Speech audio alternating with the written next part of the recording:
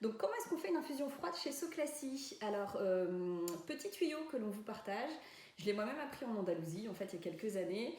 Alors, votre bouilloire, 70-80 degrés. Vous mettez votre sachet dans une tasse de ce style, de cette taille.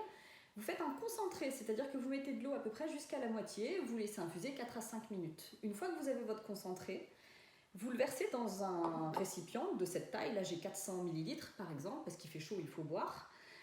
Ensuite, une fois que vous l'avez versé, vous allongez avec de l'eau froide et vous mettez des glaçons. Ce qui vous permet, il y a plusieurs avantages à ça. D'une part, ça vous permet d'aller vite, parce que les infusions froides, sinon il faut que vous attendiez 30 minutes, 40 minutes pour qu'il y ait une saveur, que vous récupériez quelque chose en fait de cette infusion. Je trouve que c'est trop long, pour ma part en tout cas, je trouve ça un petit peu embêtant.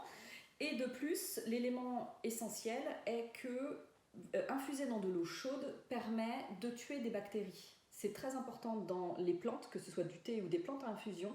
L'étape d'eau chaude est primordiale. Elle permet vraiment d'avoir un liquide qui soit OK pour le consommateur.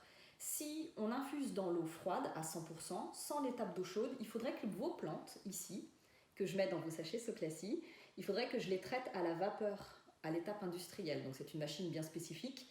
Ok, ça traite la plante, ça la nettoie, mais j'enlève toutes les huiles essentielles. La menthe n'aura plus la saveur que vous aimez, tout comme le thym, le romarin, etc.